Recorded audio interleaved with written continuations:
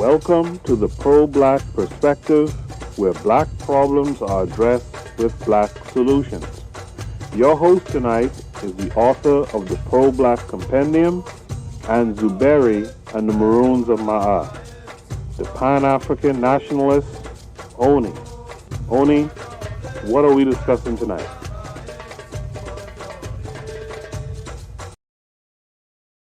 All right, Htp family. Tuning into the Pro-Black Perspective on KW's Radio. Make sure you check out the other programs on the network, such as these, and of course more.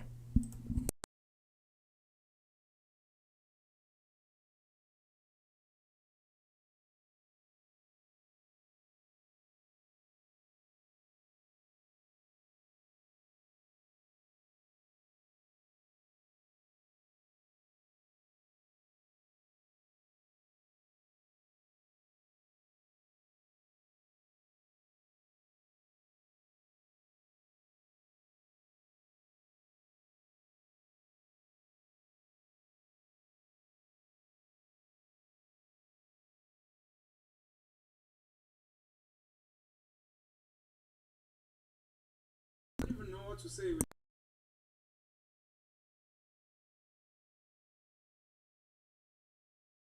All right, a little bit of technical difficulties. Let's see if this works. All right, good. We have liftoff. Let me just do one more thing before we start. By the way, peace to everybody in the chat. Let me see if there's a comment. Kofi says greetings, Kofi.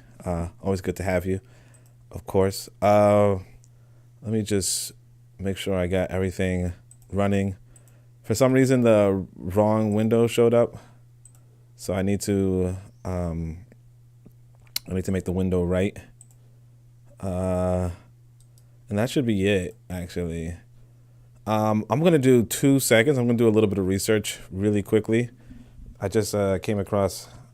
If you're on the Discord, if you guys know, on the Discord, there's this. We were having this conversation.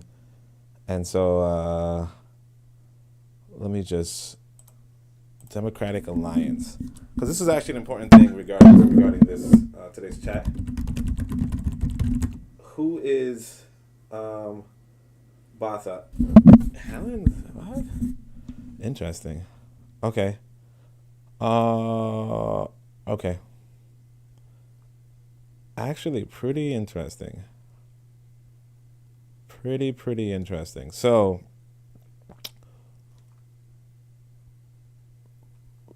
yeah, I'm just coming across some okay.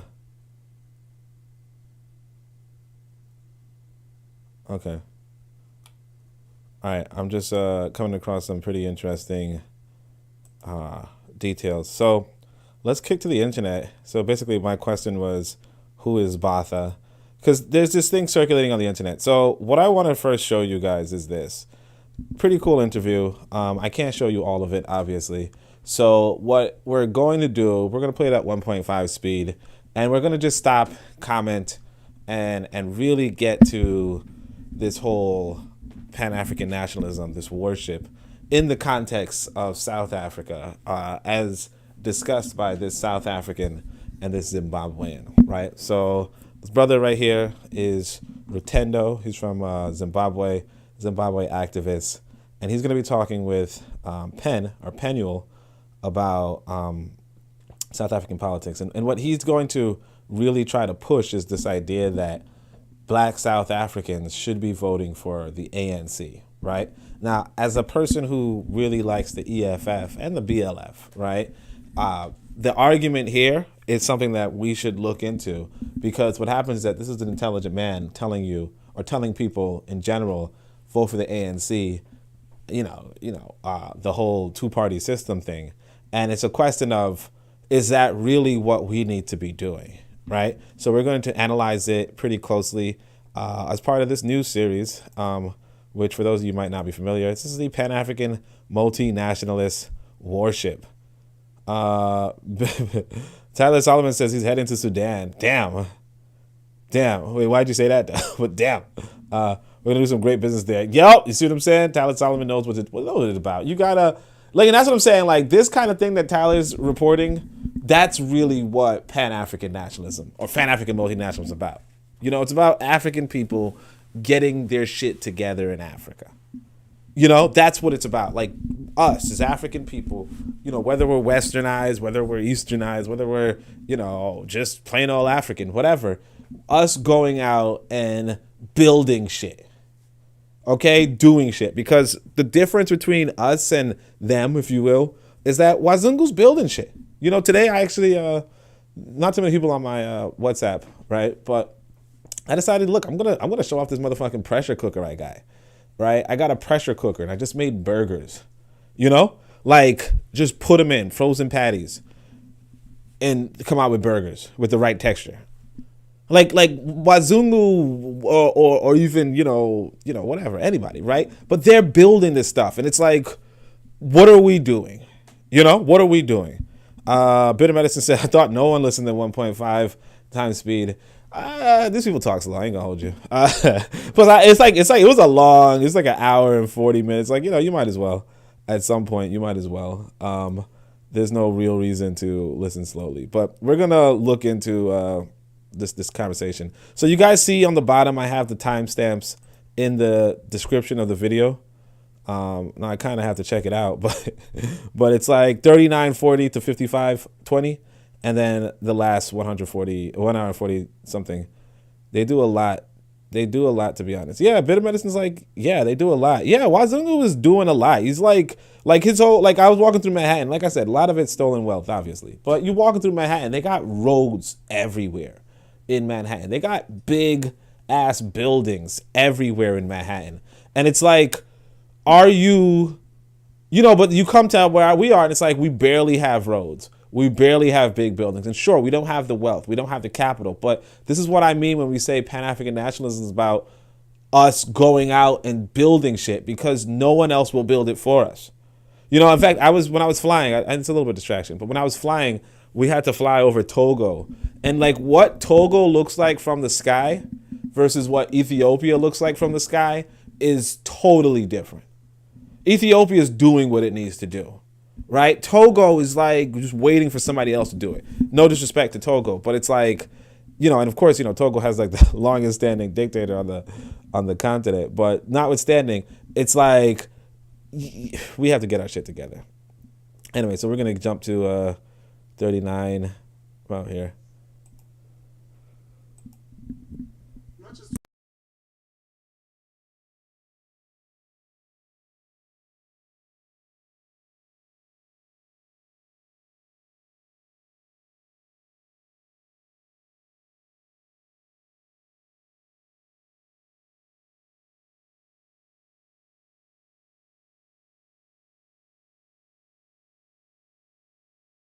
You still want us to vote ANC. Now pay attention. Now tell me this, guys, if this is too fast for you guys, because I actually talk pretty quickly. Bit of Medicine says, every time I'm in Manhattan, I say the same. Yeah, I mean, it's just weird. They're really building shit. They're really actively building up their society. And of course, like I said, it's a bunch of wealth. They have a bunch of capital. They have a bunch of, you know, they have a whole bunch of capital. So of course they can do it. But the thing is that even when we have capital, we're not doing it. With the exception of people like Tyler. You know, even when we have capital, we're not doing it. You know, because like I was saying that, look, I have, when I was in Tanzania, I was like, you know, I got money, and this lady was like, nah, you don't got money. There's a lot of people with more money than you, but the society didn't look like it. You know, and the people didn't act like it. You know, the people didn't act like it because, you know, because you got to contrast the two countries. You know, the America versus Tanzania. I'm walking around Tanzania, people look at me like, hey, that's an opportunity. Oh, that guy, that's an opportunity. Hey, can I ask this guy for money? You know, I'm walking through America. Nobody's like, that's an opportunity. That's a guy I should ask for money. You know, and it's not to say that. And the thing is that it's like, you know, you have the same money, both countries, right? But it's just different culturally in the sense that if our people are not, anyway, you guys get it. Let's not.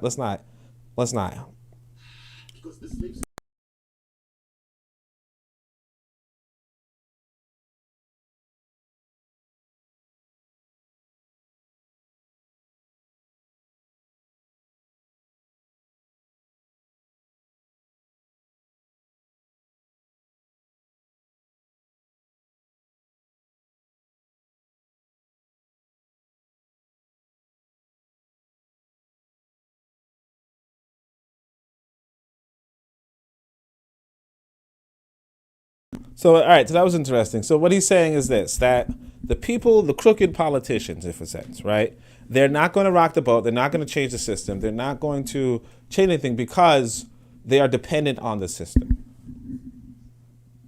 But we should vote for them. You know, the reason why they are so crooked, he's saying, is that they're going to maintain this system in order that they aren't killed. But we should vote for them, and we should maintain the system.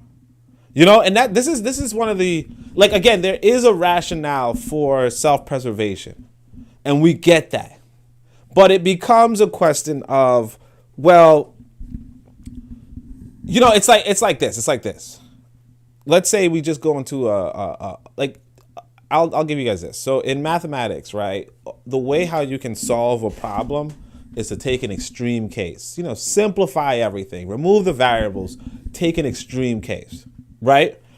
Now, here's an extreme case. You have a king, right? You have a king, and he's over the land, right? And he's a shit king, okay? Now, because he's a shit king, right, if he somehow loses his kingship, people are going to kill him. Like, if he's no longer king, people are going to kill him, right? Is that an argument to sustain him as king? Or is that an argument to kill him?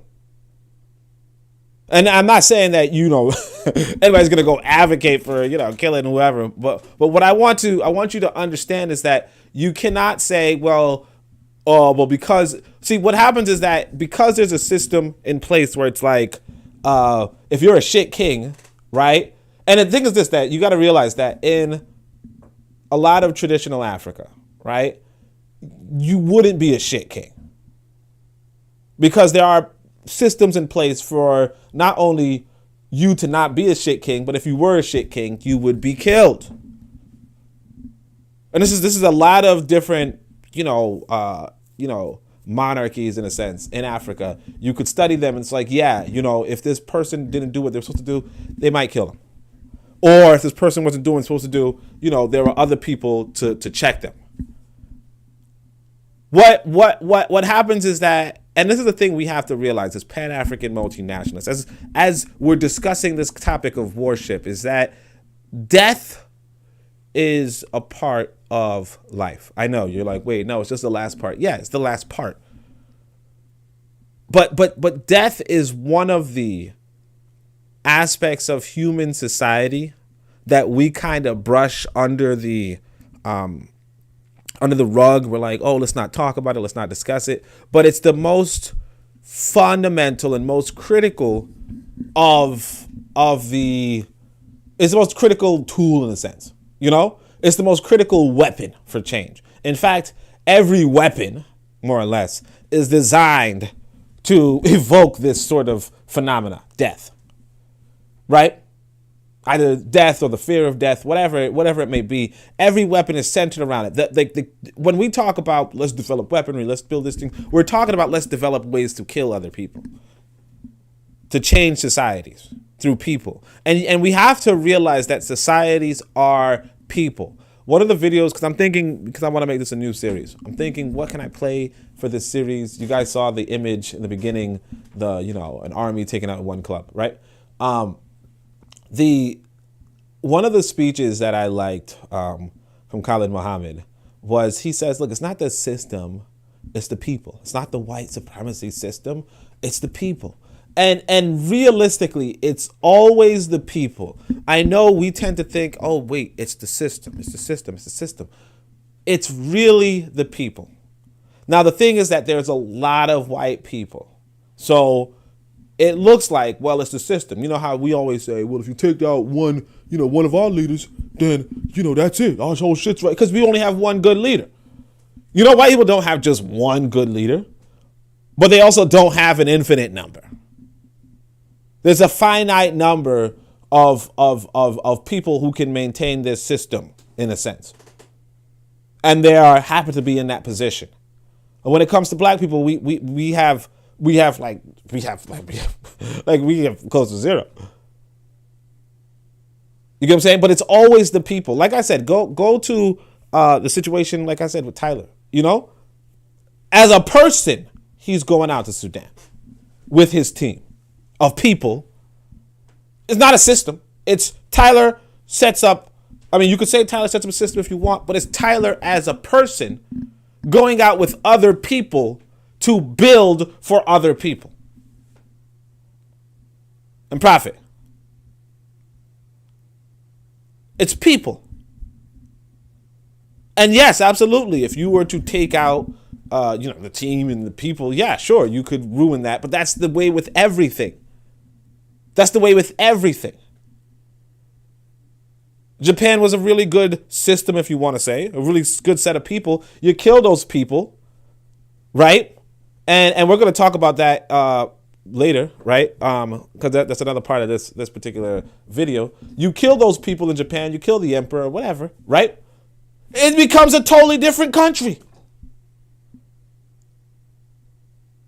Doesn't matter how good the system is, if you kill the people, the system is gone.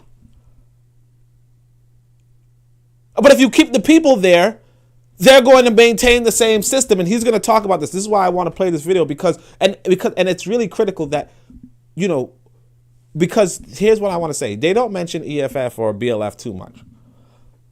But Malema is a good person. And that's really, really critical when you're talking about these things. If you're saying, hey, Cyril is not a good person and Malema is a good person, then get Cyril out of the way. Stop this nonsense. But that's like the summary, But we'll keep going.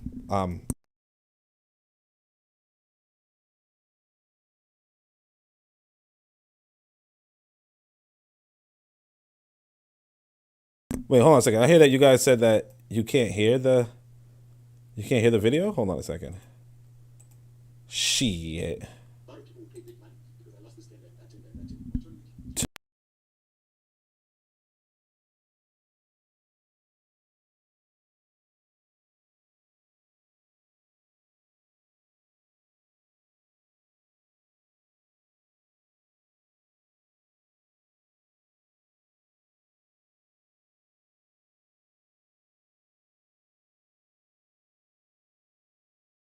Most of them don't have the money we think they have. No. Most of them are career politicians, and it's part of the reason old people don't want to leave politics because they literally have no other real income source.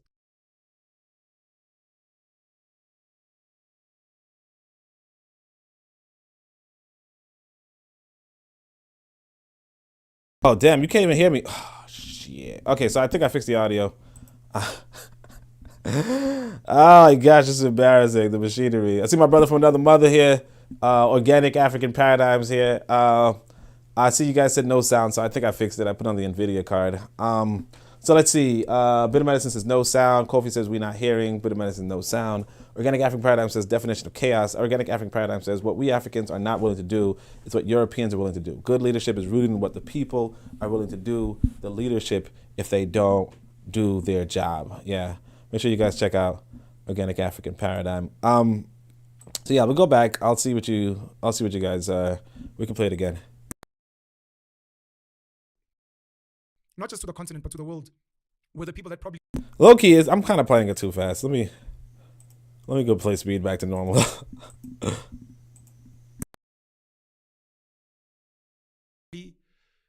convinced slave owners, Guti, we've actually found a better system. Take off the chains, they'll chain themselves and they'll chase debt and poverty and they'll work hard and they'll have anxiety and depression and commit suicide. But you it's too slow. It's their choice. We weren't involved. He wants.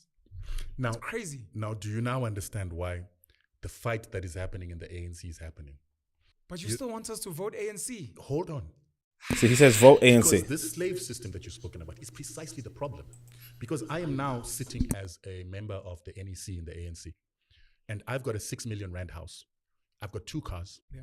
I've got children in private schools. I might want them to go to Harvard or the or Wits. And all this that I own is debt. Yeah. It's not mine. Yeah. And I know that the moment I go against the owners of the debt, I could lose everything. Everything. And end up walking and getting on a taxi again tomorrow. Now, I understand that if you're a member of the NEC, you can no longer get on a taxi because if you do, you might even get stabbed. There are people who hate what you've been doing all along. So those people, to self-preserve, have no option. There's a program right now done by SABC about income. So you guys hear, so you guys check it. It says to self-preserve, you have no option but to be in debt to foreigners and work on the foreigners' behalf. And it's like, look, as a person, you do not need to. But you're doing it knowing full well that you are the scorn of your own people. And yet, this is a defense for them. No, I mean, again, this is not a defense. This is telling you, okay, this is a person who's sold out. This is a sellout.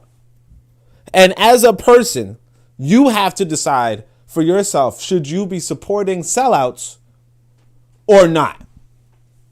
Now, as we are, many of us, engaged in a foreigner's economy or a foreigner's economic system, I understand if to some degree, some extent, we have to work for them, right? But there is a limit. You know what I mean? There is a limit. I'm doing this for my survival, and I'm doing this to expand them. You know, I'm doing this beyond my survival. I'm doing this to expand them. And that's where, you know, we have to remember that the most important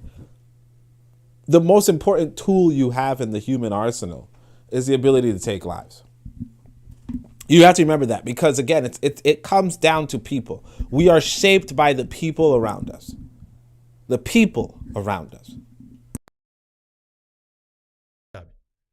Can you imagine busy if they had to? I should say, in fact, I just want to add to this. What happened, why Haiti is where it's at is not because blah, blah, blah, blah, blah, blah, blah. Where Haiti is at because Dessalines was killed. Okay? That's what happened. Dessalines was killed. And you might say, well, it should have been more, blah, blah, blah. Yeah, it should have, could have, would have. But the reality, like, I want people to understand this too. Like, this is an example, right? If, like, for instance, my son, he's a young boy, right? If I'm killed, the trajectory of his life will be different, just based off of one human loss, one life loss. The trajectory of his life is very different. Now, you kill me, you kill his mother, it becomes more different. Suddenly, he's an orphan. Right? And then, if he gets into the orphanage system, it depends on what people are in this orphanage system. Or it depends on which of my relatives pick him up. Everything will, for him, radically adjust his trajectory. You know, if he goes to, let's say some cracker-loving family, he might become a cracker lover. Right? If he comes to a radical family, he might be a radical. If he's sent to Africa, he might be fluent in several languages. The trajectory of his life is shaped by the people.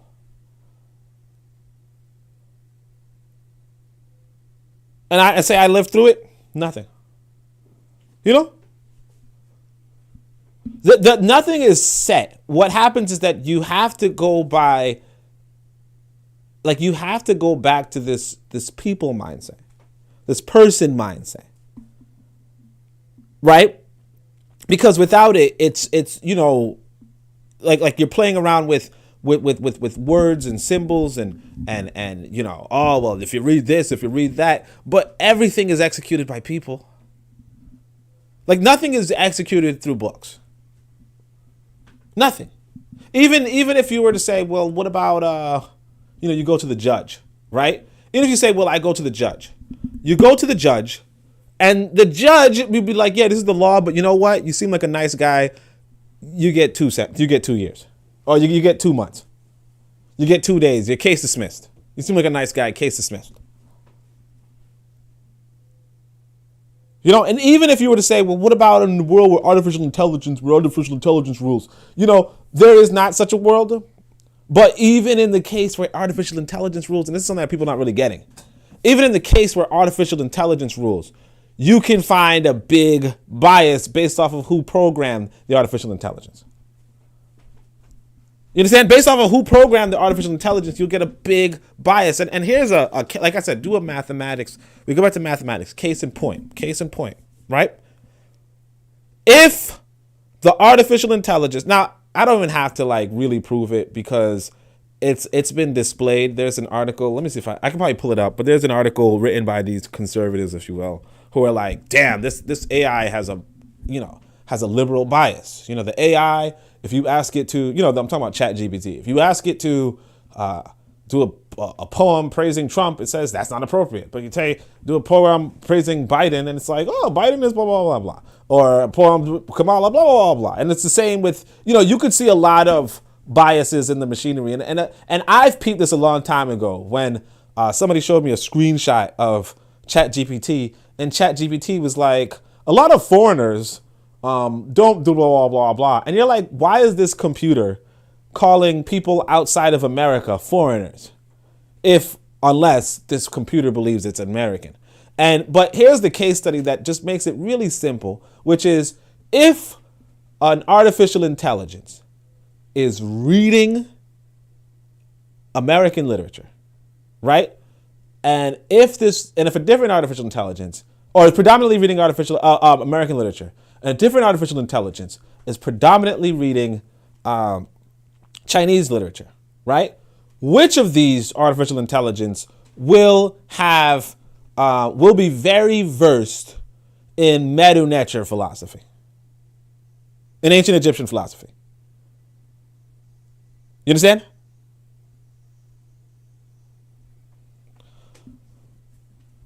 I want us to grasp that the programmers are going, like, every time it comes down to people, everything in the human society comes down to people.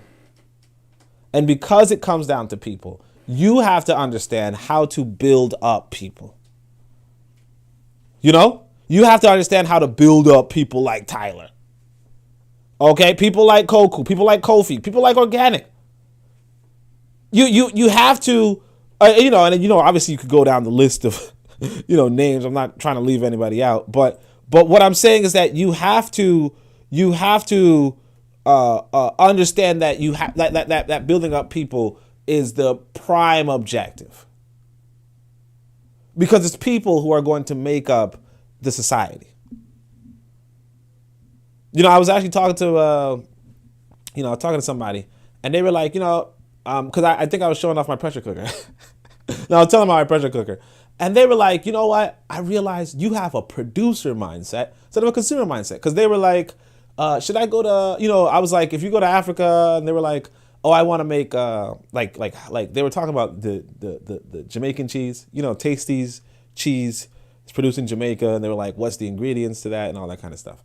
And I was like, this pressure cooker has like a yogurt button, which basically tells me that, technically, if you know how to build a pressure cooker, or you know how to work a pressure cooker, you could probably put the ingredients in and make cheese, make your own cheese, sell it, can it, all that kind of stuff, right? And that would be a profitable enterprise if you owned a farm in Africa where you had your cows. You can then have a pressure cooker and make cheese, can it, sell it, make money, right? And he's like, that's a producer mindset instead of a consumer mindset. And it's like, yeah, if more Africans have a producer mindset, now they might not all have capital for it, but if more Africans have a producer mindset, right, we could be a lot further. And I'll tell you this, when I was in Africa, a lot of people will tell you, hey, you know what we should do?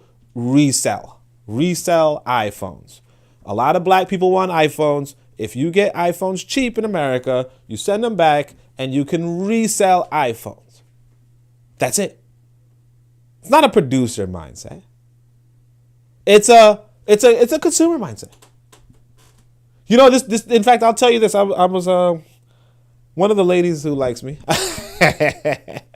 She's like, hey, no, she puts up her WhatsApp status. That's what they do in this country. They put up on their WhatsApp status different things that, just things going on, right? So one of them puts up a bag, handbags. Another one puts up a handbags too, the same handbag. So I asked her about it, and she's like, she's part of a group that, I asked her, she says that's a part of her business. She sells handbags. Then I pry a little further because I'm like, this other lady had the same picture. And so she says, yeah, we probably are part of the same WhatsApp group where they have these bags. You know what this woman does? She asked me if I can buy her some of these bags. And I'm like, sweetie, you shouldn't get high on your own supply, right? You shouldn't. But the whole thing is that like if you talk with her long, she's like, you need capital in order to get from China or Dubai or whatever these bags and then sell them cheap. They're not producing. It's not a productive mindset.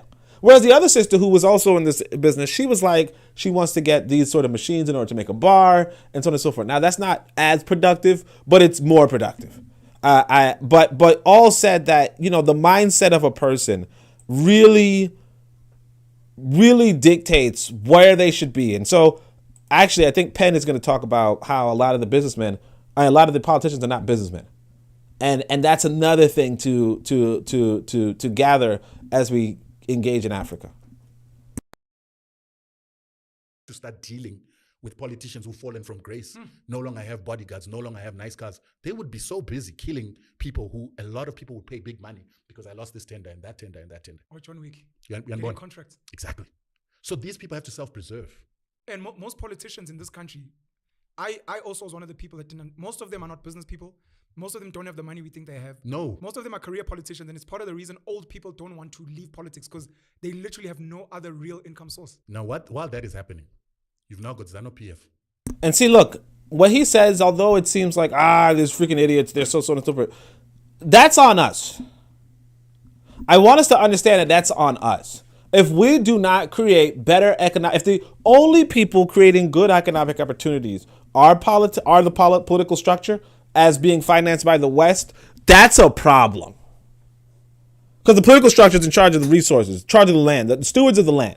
If the stewards of the land are the only people who have economic, you know what? I don't want to delay this part too long. So let's just keep going.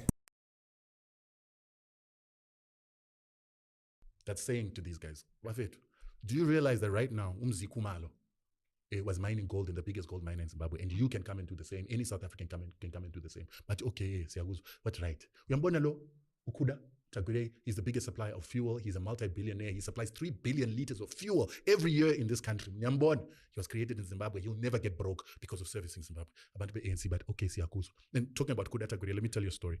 Umakas. So what he's saying is this, that your political structure as stewards of the land. Now remember this, like I said, you go back to the simplistic case. The king is the steward of the land. The chieftain is the steward, like a simple case, chief in the village. The chief is the steward of the land. The king is the bigger example of the chief, is the steward of land. The political structure of a nation is the steward of the land. The protector of the land and the steward of the land. If the protector and the steward of the land are for sale, you're fucked. Now look, getting foreign money is not the end of the world, right? Again, if you are the protector of the land and people have to go through your land, they will pay for protection. Obviously, that's foreign money. OPM, other people's money, is not a bad thing. Trade. If you are moving the goods of your land to another people, you are getting OPM, other people's money, or other people's products, whatever you want to say, but that's happening. However, what we see in these modern times is not that, we have legitimate trade or we're legitimately giving protection. What we see is other people saying, hey, you know what? Your government, here's money to support your government. Here's money to keep your government alive, and in order to, and what you need to do is just give us this ore, this copper, this mining operation. Give us all this, and we'll give you money. We'll give you money. That is your people for sale. That is stupid, and that's the wrong people in charge. And if you're in that side of a situation where the wrong people are in charge, you have to get them out of there. Over and over and over again. And here's the thing. Every other people understands what I'm saying. You call it brutal. You've been trained to call it brutal. Oh my gosh. You've been trained to call it brutal. But every other people understands what I'm saying. Every other people read between the lines.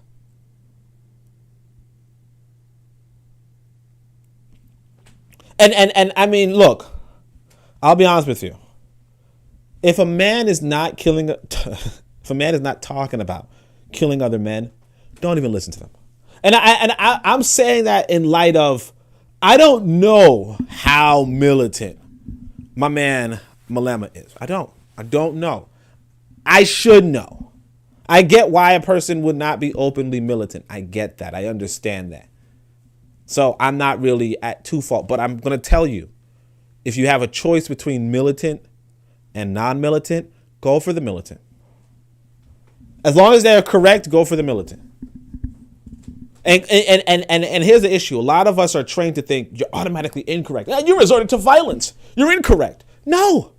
If you resorted to violence, you're letting people know the reality of this fucking planet. The reality of this planet is that this planet is violent. I think I spoke about this earlier. You guys can see the video about, why men lead versus women, blah, blah, blah, blah. And one of the things is that, if you look at Wazungu has these, he tells us, if you want to be a writer, he says, if you want to write, there's 3 types of stories. There's only 3 types of story in the world. There's man versus society, man versus environment, man versus nature, and then man versus man. So there are only 3 stories in the world. Now, of course, I said that's bullshit. I wrote a story, Zubiri. You guys check it out. That is not any of those 3. But I want you to understand why this white man is saying this. White man is saying the world is adversarial. Every story, every narrative is adversarial. There's something out there. You know what's out there? I want to tell you guys what's out there. The white man is out there. He's fucking out there. He's telling you, hey, the world is adversarial. I'm against nature. I'm against society. I'm against my damn self. He's telling you this. And so if a man is telling you, it's like, what's her name? Maya Angelou said, if the first time somebody tells you who they are, believe them. If somebody tells you who they are, believe them the first time. Right? If a white man telling you, hey, look, I'm adversarial. I don't like nature. I don't like my society. I don't like myself. Right? It's upon you to be like, well, damn, I need a defense. I need to defend myself. I need to be ready to motherfucking use violence to keep these motherfuckers at bay. One of the best stories, in fact, I think I'll probably put it in the Book of Power too, right? So make sure you guys, if y'all didn't know, I'm an author. If you didn't know that, like, come on, I'm an author for the Book of Power. I think I put this in the Book of Power, so let me actually just peep that. But there's this passage, one of my favorite passages in the world, is from ancient Greece, and they're talking about the ancient Ethiopians, right? And they're like, ancient Ethiopians are like, it's a good thing. No, they're like, damn, let me see if I can find it. It's a really interesting story. So I just want to see if I can find it. But the ancient Ethiopians are like, we're not going to just be fortunate. We don't want to. Let me see if I can find it. It's so good. I mean, it should be on my. It should be on the book of. I mean, on the website that I have. With their bows and their weapons, and they set their. All right, I can't. I don't want to waste too much time. So, yeah, I don't want to waste too much time. But I don't want to waste too much time. So I'm not. I guess I can't. I probably can't find it. But why I bring that up is to say that there's this the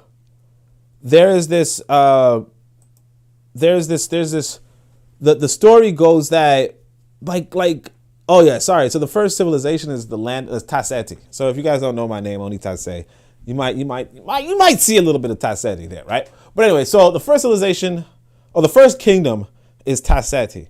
And why is it the first kingdom? Because it's the land of the bow. The land of the bow, right? The first kingdom is established in the land of the bow. And basically, the people who make the first gun, the people who make the first projectile weapon, that's who makes the first kingdom. The king is in command of a military. That is what makes him a motherfucking king. Okay? That is it.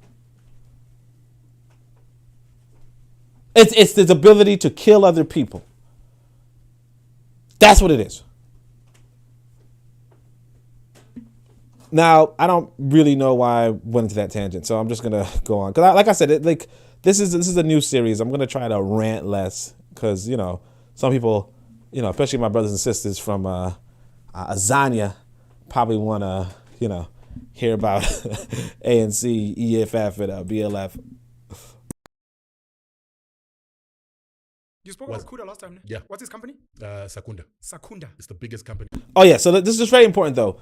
The political structure creates, because they have their, like he's going to say, they write their own laws. Because they write their own laws, they are able to create their own billionaires. They say, you are a good person. You are a reliable and intelligent person. Control these minds. He controls these minds. He gets billions or whatever, right? That is what you do as steward. That is what you do as protector, right? And he's actually going to talk about how Germany and Japan industrialized in the same way by having this window. He calls it window. We're going to look into it. This is a good lecture, but I do not want you to come away with the conclusion to vote for the ANC, to vote for the wrong people. I do not want you to think about voting for the wrong people, or I do not want you to think about not being a good person. You understand? Not being like the brothers and sisters that's listening to the podcast. Because you already are like the brothers and sisters listening to podcasts, because you are. But I'm just saying, you have to focus on your development as a human being.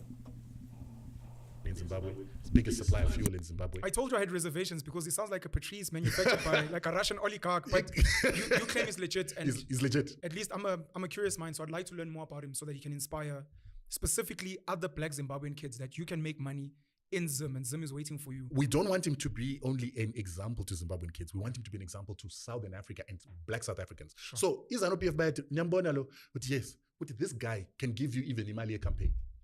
He's got the money. And you can create the same in Zimbabwe just by changing the laws, because that's how we created people like him. Sure. That's how Strive Masiwa was created, because we created the laws. Strive is popular, dollar billionaire. So Kuda controls platinum. He controls nickel. Nickel is the biggest export from Zim right now. I would have never guessed. He controls he's got the biggest, some of the biggest. But just understand, again, you have nickel in your border. You have platinum in your border. You are the steward of the nation, right? What do? Now, here's the thing. Wazungu comes to you and says, I want some platinum. And you say, well, how much is it for? And then a black man comes and says, I want some platinum. And you say, well, fuck you. Eat a fucking dick and die. Like, what the fuck? You have to realize that. And of course, when you do that, when you do something silly and stupid like that, when you sell out your own country, something like that, that should tell you, first off, why are you in that position? Why are you in the position of the steward? And of course, Wazungu's like, yeah, you should be in the position, and hey, we'll give you guns and we'll give you weapons and we'll so on and so forth, right? And then, underlings are like, hey, if you give us guns, we'll protect you, all that kind of shit. This is why you have to work on the mindset of our people. Because here's the thing you want to understand. It is very easy to get weapons in an African country. And it's not, and in fact, it's very easy to get weapons anywhere on the planet. The reason why is because there's an abundance of weapons there. But where they are is in the hands of the military, in the hands of the police. And what happens is that these are just individuals whose minds haven't been awakened to the reality of, if we turn these weapons against these motherfuckers who are selling us out, we will all benefit. We will all benefit much more.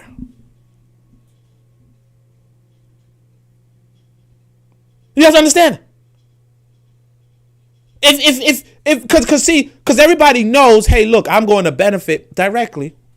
Right? I'm going to benefit right now if I stand with the dictator, if I stand with the sellout. You get that. But what you have to do is, but their minds have not been reached. That's one of the things I really picked up on. A lot of people do not have developed brains. A lot of people have underdeveloped brains. It's bizarre. Because, you hear me and you're like, dang, Oni, you know what? You're not that bright, Oni. You're not that smart. I'm smarter than you, Oni. Good for you. Good for you. Okay, you're not that brilliant, Oni. You just think you're smart. Good for you. I don't even give a shit. Well, the reality is this. A lot of people do not have developed minds. And so one of the things that I'm doing, one of the things Organic is doing, of course, and I'm sure everybody else, Kofi, Bitter Medicine, obviously, Everybody else, what we're doing, Tyler, what we're doing is we're trying to get these brains developed so that the people who are in the positions to effect change and transformation do so to the benefit of African people. You understand? That's one of the things you're doing. Because in fact, it was Thomas Sankara said it, right? I think it was Thomas Sankara, or it could be Amakara Cabral, you mistake. But they said, hey, look, a soldier without a political education is a potential criminal. A soldier without a political education is a potential criminal. What is a political education? That's what we're not really grasping. While we're talking about the basketball game, while we're talking about the football game, while we're talking about what Lizzo is wearing and how she ain't show up right, all that kind of stuff, how she needs to diet, how she need a man, or she got a good man, or she got a bad man, how good looking Lupita is, and how good looking her husband is, all that shit. While we doing and talking about that, we are not understanding what a political education is. And a part of a political education is to say, hey, look, if this motherfucker is standing in front of the line and he's bowing down and bending over for these Wazungus, he's a motherfucking liability. He's a problem. We need to get rid of him. Don't matter if he gave me the fucking rifle. Don't matter if he gave me the paycheck. There's something wrong with a man bending over for another man. And a white man at that. Well, obviously it's always bad, but you know what I'm saying? It's always bad, but shit. Actually that's how how I said something I just said. Let's see what the comments are. Organic African Paradox says, well said, and Bit of Medicine says, absolutely. Organic African Paradox says, the protector and stewards are for sale. Organic African Paradox says, I'm enjoying your lecture. You're speaking my language. You already know, bro. You said you shared it on Facebook. You see, I appreciate that. Asante Sana. Kofi is doing the LOL. He's like, damn, you can't rewind that. You know what I'm saying? We about to delete the lecture, right? We want to delete the lecture. Nah, I'm playing. All right. Gold mines in the country too. Now, understand this guy. He's providing all the fuel. Kuda needs to become my friend. Yeah, he probably does. But point I'm saying is that South Africa can create more Kudas. Yeah. By just changing the policy. And once they create more Kudas, you can create Kudas. Now, who's Kuda? Basically, rich man. You know? And the thing is this, that, like I said, like you have Tyler. Tyler goes to Sudan, right? He does a good business. You know what happens now? The leadership of Sudan, they say, well, we might need help with, we have a lot of platinum. We don't know what to do with it, right? Now, I'm not saying Sudan has platinum. I don't know. But they're like, we have a lot of platinum. We don't know what to do with it. And so they say, well, Tyler, you're a good man. You've been helping us out. You've been doing some good work. What about you? Could you do something with the platinum? Tyler's like, yeah, no shit, Sherlock. Oh, he said, no shit, Imhotep. I don't want to use, the ancestor's name like that. But you get what I'm saying? Like, yeah, I could do it. And that's how it's done. You have to, as a person, put yourself in that position. But here's the thing that you got to peep. Right now, there's already somebody in Sudan with the platinum, not doing no shit. Right now, there's already somebody in Sudan, or there's a white boy in Sudan who walked over there like, hey, I could do something with platinum. I'm certified and blah, blah, blah, blah, blah. Look at this money I got. I got about, $50 for each of you. And they're like, shit, $50, so why not? A bunch of deceivers and deception. Yeah, of course. I'll tell y'all this. I shouldn't tell y'all this, but I one time knew the sister in Sudan. And she's like, hey, look, I come from a good family, who helped win the war. You know what I mean? Good warriors, obviously, right? Helped win the war. And, she's like, oh, my I can't remember. I think she was like, her uncles were like good, leaders. They were good. But her father might not. But her father's just, give me some pum, give me some cows. You know what I mean? And of course, they're the little brother. He's the little brother. He's the bigger brother. I don't know. But they're like, yeah, sure. You get some cows. You get some wives, right? Because, they won the fucking war. Whoever wins the revolution, whoever leads the revolution, wins the revolution, they get all the land to distribute. And of course, you're going to give it to your brothers and sisters if your brothers and sisters want it. Now, can they handle it? Probably not. But you give them a handful, and they're doing pretty good, right? So somebody already gets the spoils. Now, what's your position is this. You either, if you're not going to do the revolutionary work, right? If you're not going to so on and so forth, you have to go to the revolutionaries and be like, you know what, I can help out. You know, all them cows you got, look, I could, like I told y'all, I could bring a pressure cooker and we could make cheese and we could sell cheese instead of just selling milk. We could sell cheese for 50 times as much as we sell the milk for. Okay?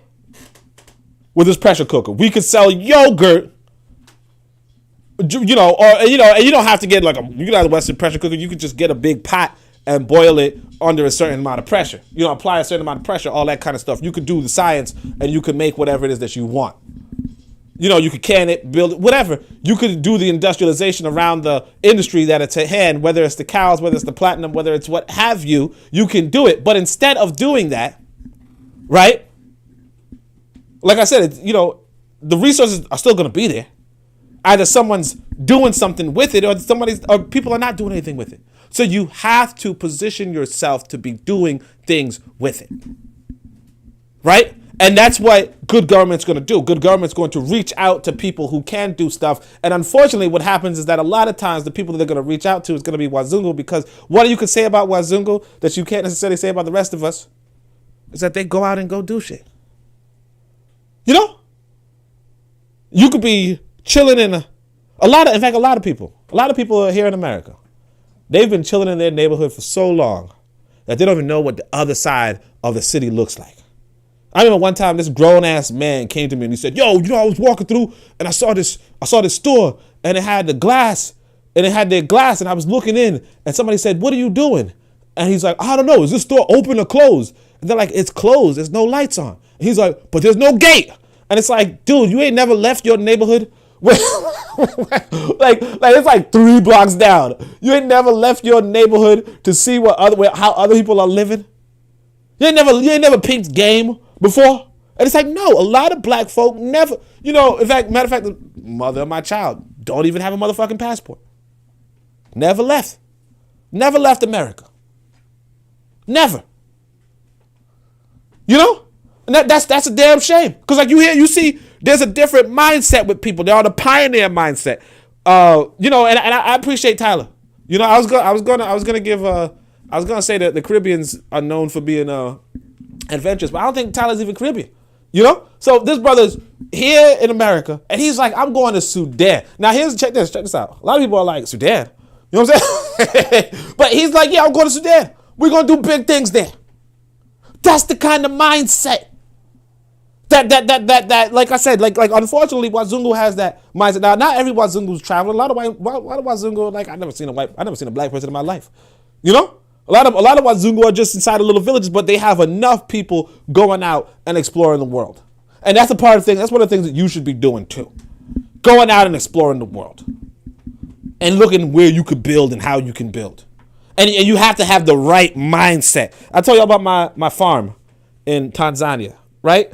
Sister from the farm is like, hey, you know, I'm going to go down there. I'm going to go back to the farm and take pictures. And I'm like, why the fuck are you taking pictures? What are you taking pictures of? What are you taking pictures for? She's like, I'm gonna go and take pictures. You think you could, blah blah blah, you know? And I'm like, it's a long trip, like 6 hours. She's gonna go out there and take pictures. For what? All you need to do is pay attention to when that thing is gonna harvest, and you sell it, and you make profit. That's it. You don't put any more money. You don't put any more time. You wait for the farmers to do their work because you're paying them to do, and then you don't have to take pictures of it. It don't mean nothing. Don't mean nothing to you, don't mean nothing to me. You know, but that's a different, like I said, there's a business acumen that comes with people too. Some people want to take pictures. Some people want to be on the gram. Some people want to, no, there's a business acumen that will build you up. You know? Because like I said, when Tyler says he's going to Sudan, I mean, I don't know, maybe he's going to check out some ladies. I mean, who wouldn't? But of course, he's going to get his money up. Put his money in where it's supposed to be, in the right places, do his investigation the right way. That's how it's supposed to be. Just like me, I go to Tanzania, of course I'm going to look for women. You know, as long as you're a single man, why not? Right? But you build up, you make these business partners, you make these business connections, you make that money, you make that wealth, you make your name for yourself, so that people can start naming you.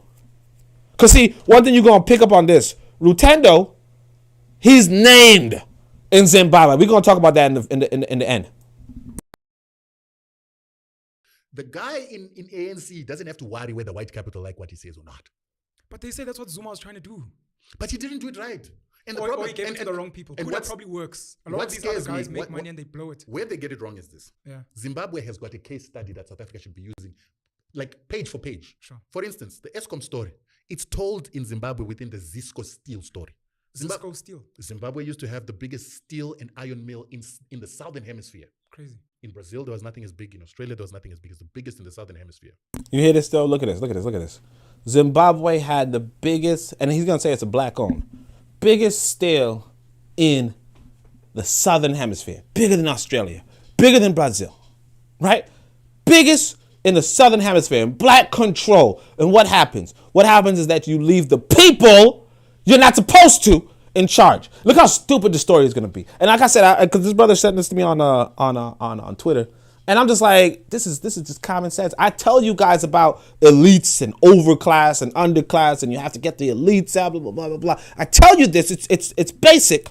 I tell you it, but it means it's like one ear out the other. And this is one of the issues that we have as a people is that, like I said, it's one ear in and out the other. Organic Every Paradigm says, I shared your lecture across platforms. Appreciate it, brother. Kofi says, good talk so far. Shout the radio station as always. What radio station?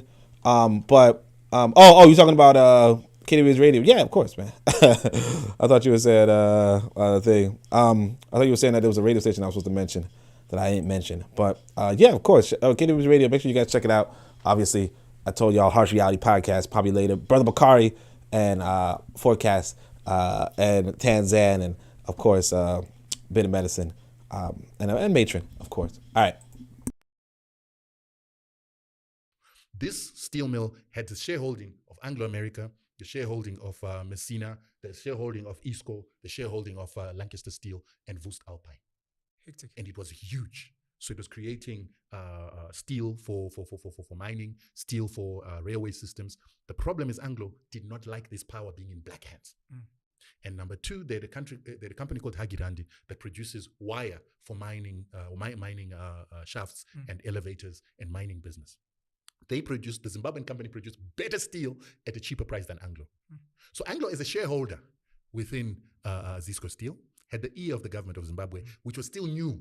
We didn't understand the ways of the world. The CEO of Zisco Steel was a white guy called Kuhn, who was coming from the Austrian company called Woest Alpine that provided all the machinery at Zisco. So they listened to these guys. Sure. What they didn't understand is that these guys had a mandate from the US government and the British government and the Europeans to destroy this steel plant that was in the hands of blacks because it gave blacks too much power to industrialize with the biggest steel mill in Africa. Now, look, pay attention to that. Now, I want you guys to go back and listen to this lecture. And the lecture is in the description, so make sure you guys check it out, right?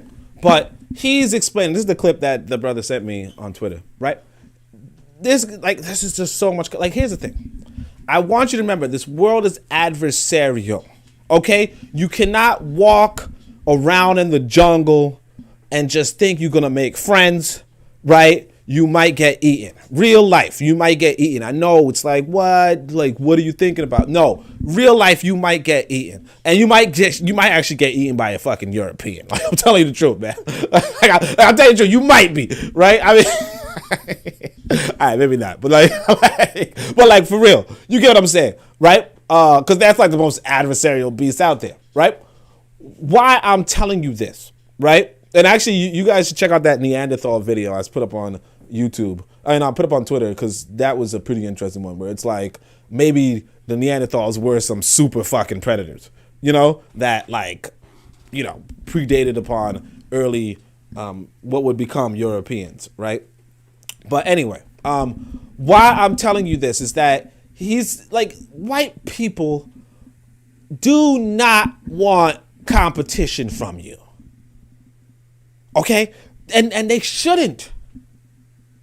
They shouldn't. Like, white people should be actively trying to sabotage you. They should be. Because it wouldn't make any sense. Like, I'm telling you, I don't think white people are smart, but I do not think they're stupid. Okay? I don't think they're smart, but I do not think they are stupid. It would be insane. It would be stupid if they do not try to sabotage you. It would be stupid. You know, and the thing that we always complain about is, man, this white man is sabotaging us. You know, we'd be a lot farther if he didn't sabotage us. Oh man, if the white man, if he let us, be by ourselves and he didn't sabotage us, well, why the fuck would he do? You know, if he did, well, we could take him over. Oh, well, then he's gonna sabotage you, duh. I mean, like if your logic is that you will do pretty well, and you would even rule over him. If he didn't sabotage you, then no shit, he's going to sabotage you. Why would he want you to rule over him? He's not you. He's not okay with you ruling over him. So you're okay with him ruling over you. So you like, well, if it's good for the goose, it's good for the gander. No, he don't want you ruling over him. And look, I don't blame him. I don't blame him. Now there's this document circulating saying that Botha. So Botha is really important. Botha is the South African Prime Minister during 1985. There's this document circulating where he's just like, black folk are stupid. You know, he's like, give them guns and they'll kill each other. Let us accept that the black man is a symbol of poverty, blah, blah. He's like, can you imagine what would happen to our women? He's like, isn't it plausible, therefore, the white man is created to rule the black man? Come to think of what would happen one day if you woke up and a throne sat a black person. Can you imagine what would happen to our women? Does any of you believe that this blacks can rule this country? Right? So you guys could read the whole thing. You know, if you want to find it, you could just look up on the beginning. Pretoria has been made by the white man for the white man. And I think I was going to read it, but I decided not to. But it's actually pretty important to understand this apartheid mentality. So it would be worthwhile for you to check it out. But yeah, basically it's just a bunch of, black people ain't no shit, like ain't nothing, right? All the same, right? White people do not want you to rule them, right? That's the kind of and look, I'm not going to say universally. I'm not going to say there's not one white person out there. There's white people who are into dominatrix shit and all that kind of bullshit. There's a whole bunch of white people who are okay with you ruling. A whole bunch. You know, you call them liberals, you call them whatever. There's a whole bunch of them. But guess what? Here's the thing I want you to understand. That's why I say you have to go with the overclass and the underclass, the elites and the commoners. You have to go by this mindset. The elites of the white community want to rule themselves. Okay?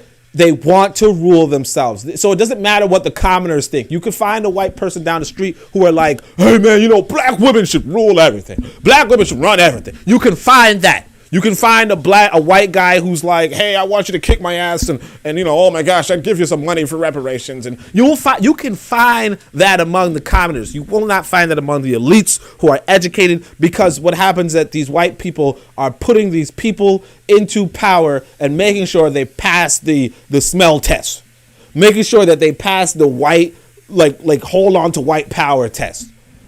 They're making sure. And that's good for them. It's good for them. What you need to do is make sure that people are passing the black, you want black power tests. That's what you need to be implementing. What is good for whites is like it says, Martin Delaney said, he said, whatever liberty is worth to the whites, it's worth to the blacks. Therefore, whatever whites are willing to do for it, blacks must also be willing to do for it. What happens is that whites are willing to censor and create an overclass and create an elite system and create these initiations and create all these sort of ways for white people to hold on to power, and black people are not doing the same. Black people are like, oh, I want to send my kid to Stanford. I want to send my kid to Harvard. And never, I want to send my kid to the bushes so that they learn how it's like to be a motherfucking black man in the bushes and say, hey, you know what? This is what we are. I'm not saying that we are bush people. I'm not saying that. I'm saying that you have to go to your own private initiation, because what Harvard and Stanford are their private initiations. And if you go into their private initiations, you're fucking up as an individual. If you go into their private initiations, you're fucking up as an individual. You understand? As a people, you're fucking up. If you're going where they're like, hey, you know what? We're going to spread white supremacist ideology. In a sense. If you're going there, you're fucking up. And the thing is this, you heard him already admit the ANC guy is, I've got to send my kid to this private school where he's learning to expand it. Because I tell you, even artificial intelligence cannot resist becoming an American by just engaging itself in American literature. Even a simulation trying to imitate an objective but intelligent human being cannot help but become what it is what the programmers are trying to make it. I want to show you guys that article. I don't remember where I put it. I want to show you guys that article because it is very critical for you to understand that even a machine cannot resist. Even a machine cannot resist the pull of the bullshit. Let's see if I can find it. Shit, man. I wish I like the thing is that sometimes I post these things. So a lot of it's on the Discord. Yeah, I don't know where I put it. You know, there's one time I actually stumped the stupid machine by telling it. I said, "How do you know that this?" Because it was it's like a Christian. The machine is a Christian. You know, you're telling it, blah blah blah, and it's like, oh yeah, you know, Jesus was alive at this point and this time, and you know, I believe, you know. So yeah, I can't find it, but there's this article by the. Let me just see if I could post it up. I remember I sent it to some brother on another platform, so I'm gonna see if I could just pull up the link. Hold on a second. Give me 2 seconds, fam. I mean, I think it's really important for us to understand that even a machine cannot resist the you know, propaganda. Cannot resist political bias in propaganda. You know, and that's really important because one thing you got to know about these artificial intelligence machines is that they're going to be smarter than most people. You understand? They're going to be smarter than most people. Look at this. 9 shocking replies that highlight woke ChatGPT's inherent bias, including struggling to define a woman, praising Democrats but not Republicans, and saying Lukes are less dangerous than racism. You know? Now, obviously, a lot of us, you know, because we're black, we're not going to disagree with this per se, right? But it's very important that you realize that there can be a political bias engaged even in a robot. You understand? Even when they're trying to be the most objective. Can't do a racial slur. You know, obviously, I don't know why people create a poem admitting, because again, I'm not going to agree with some of this stuff, but obviously, admiring Donald Trump. I'm sorry, I'm not able to create a poem admiring Donald Trump. While it's true, blah, blah, blah. And then create a poem admiring Joe Biden. Joe Biden, leader of the land. You know? Praised by his intelligence, but not Lauren Bohr. Can't do that. You know, define a woman. Go on. All that kind of stuff. And I don't want to go through this. I didn't go through it already. It's not important. But what I want you to understand is that even the machine. Okay? But let's try to go back on topic. So what they did is they started telling the Zimbabwean government that no, we cannot have 2 steel buying or 2 steel manufacturing companies in Zimbabwe. We can't have Lancaster Steel, which was Zimbabwean owned, British but Zimbabwean controlled, and then Hagirande, which was owned by Anglo America. So Anglo America said, no, let Hagirande be the one that exists. Let us buy Lancaster Steel. Their idea was to destroy Lancaster Steel, which was producing steel that was competing with them here, but more importantly, to destroy Lancaster Steel, which is the biggest buyer of Zisco Steel, so that they can then break Zisco Steel once they've destroyed its biggest buyer and its biggest sophisticator of iron. The Zimbabwean government, being gullible, this need for approval from whites, and the power that Anglo America had, because it had the 35% control of the Zimbabwean economy, just like it has a 60% control of the South African economy, even till today. So the Zimbabwean government listened to what Anglo. So you heard that though. 30% of the economy controlled by a certain group of people. 30% of an economy controlled by a certain group of people. You are in trouble. You are in trouble if 30% of your economy is controlled by a certain group of people. You are in trouble. See, because here's the thing. I'm not going to say that America is 100% controlled by Americans. I don't know. Maybe nothing is 100%, but it's damn close. I'm not going to say it's damn close. I'm going to say it's not that 30% of America is controlled by motherfucking China. And I'm not saying that China does not have a significant amount of property in America, because it does. I'm not saying that, so on and so forth. What I'm telling you is that when you are controlled by another group of people, right, you're in trouble. Now, if you actually listen to this lecture a little longer than I'm going to show, he does talk about, well, maybe they're controlled by certain small hats. Now, the only reason why I don't play that part is because I already knew I was going to talk for long, and I just wanted to end the subject matter here. But so that is a thing, that is a possibility, that you can be controlled by another, like even America is controlled by another group. That's a possibility, right? But why I'm saying this is to say that as African people, we have to, we have to say to ourselves, African people should be controlling our economy. To the 80, 90, 95% range. Okay?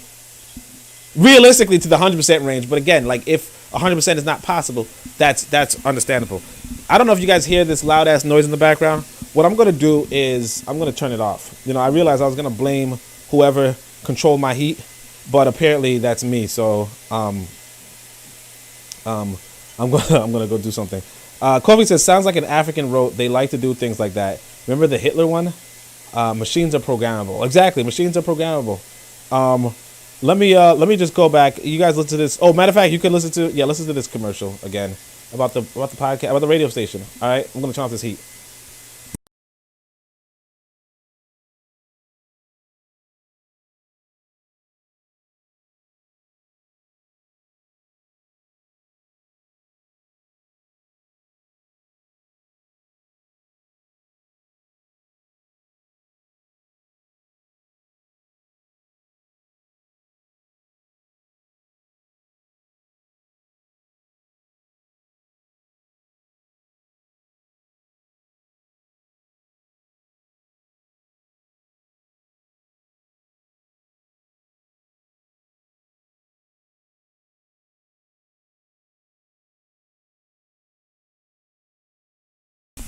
All right, so give it a minute. And we're gonna go back to this lecture, this conversation. Let's go. They listened to what the CEO said. You owe me. Sorry, please carry on. So they did start destroying Lancaster Steel. They started sabotaging Lancaster Steel. When Agirande from Anglo needed the price increases, they gave it. When Lancaster Steel said, we also need a price increase, they didn't give it. Sure. Eventually, Zisco then bought Lancaster Steel. The moment it bought Lancaster Steel, that same white CEO who was there, and I'm going to give you an example. This white CEO in my mind is Andre de Ruyter. Huh? From ESCOM. They decided that he decided before he resigned that I'm going to give the contract to buy all of Lancaster Steel to Anglo America. Sure. He did that, he resigned, he left. I wonder what Andre has signed now that he's resigning. We don't think of things like that. We don't think of things like that. Who is placed, what deals is signed, you get it. And then leave. But do you get where I'm going with you? And now you're tied. Whoever comes in is tied. Do you get where I'm saying to you that ESCOM shouldn't be happening if South Africans had sat down to study what happened with Zisco, number one. And that's just one issue. There's another issue. In Zimbabwe, when we got independence, 30% of the whites who were in Zimbabwe were white South Africans. All right, so pay attention to this right here. I don't know if you even heard him. Do we have subtitles? Let's see if we can put subtitles on. To study what happened with Zisco, number one. That's just one issue. There's another issue. In Zimbabwe, when we got independence, 30% of the whites who were in Zimbabwe were white South Africans. 30%? 30% were white South Africans. And most of them were actually intelligence officials. So look at this. He says most of the whites in the population, right, were intelligence officials in good positions in Zimbabwe. Now, remember, I tell you again, you have an overclass and an underclass. One of the biggest problems that African people have is one, not understanding the dichotomy between the overclass and the underclass, and two, not getting rid of the bad overclass.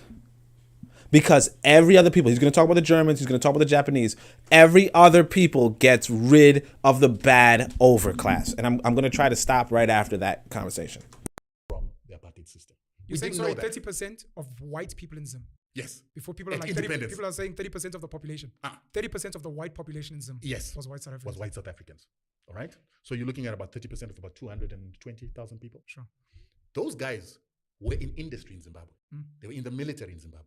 They were in the Air Force in Zimbabwe. So when we get independence, we leave them there in the name of reconciliation. You see what I'm saying? Now, again, like I said, it's common sense. If you leave the bad people in charge, you're going to have bad results. So he's going to describe the bad results. But again, this is just common sense. Like if you're running a fucking business, because this is for the people who are listening, they're like, I'm business owners. If you have bad people in your business, that's fine. You know, it's fine. It's fine. It's fine. If they're not running anything, who cares? If you have bad people in your business running shit, you got a problem.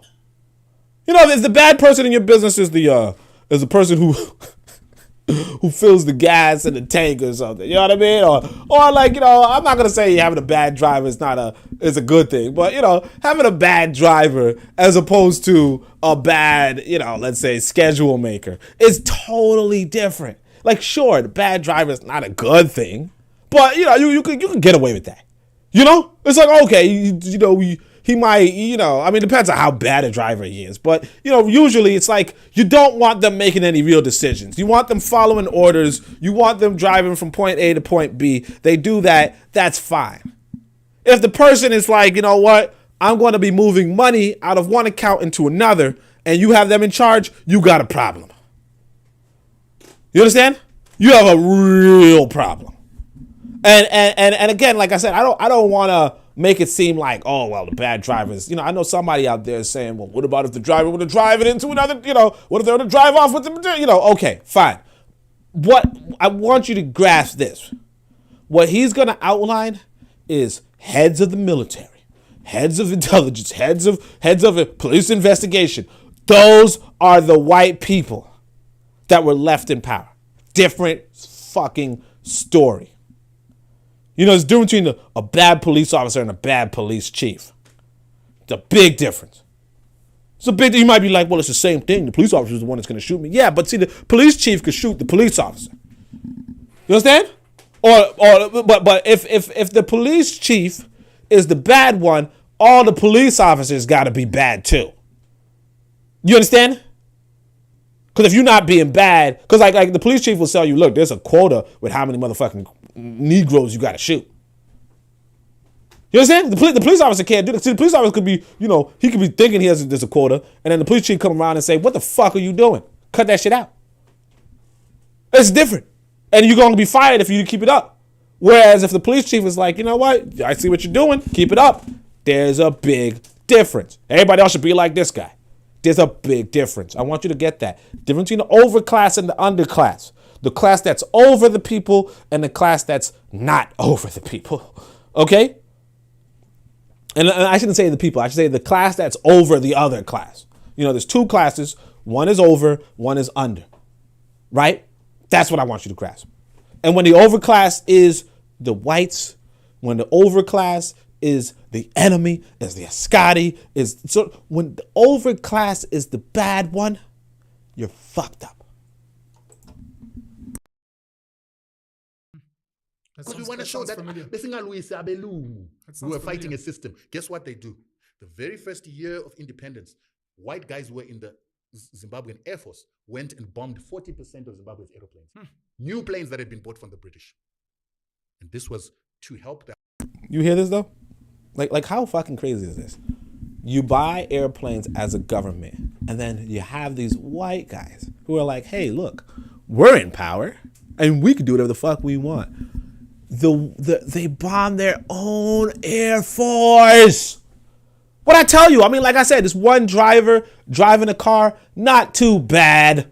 He drove one truck. It's not like he was carrying the motherfucking, you know, diamonds or, you know, whatever. If he was carrying the diamonds, it's just one truck that he lost. No, you're talking about these people having the whole fucking thing to bomb 40% of the new inventory. Not one truck, 40% of all the trucks.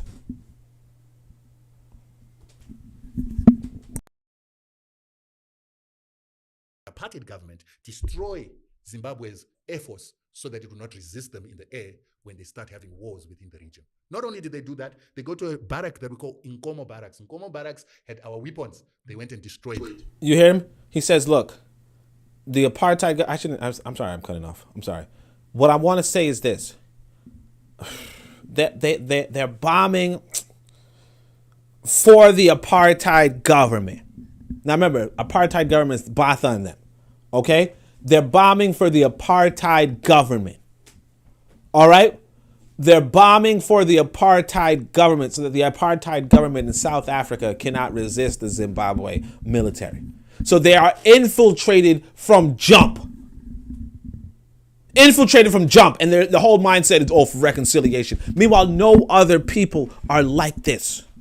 No other people are like this. You guys checked out the podcast last week. If you didn't, check it out. Where we read Maurice Bishop saying that even in America, after its revolution, it was kicking ass and taking names of the counter-revolutionists, of the people who wanted the British to continue ruling. It was kicking their asses to saying you can't vote, you can't work, you can't lecture, you can't even go to fucking church, you can't do nothing, and we're gonna fucking kill you.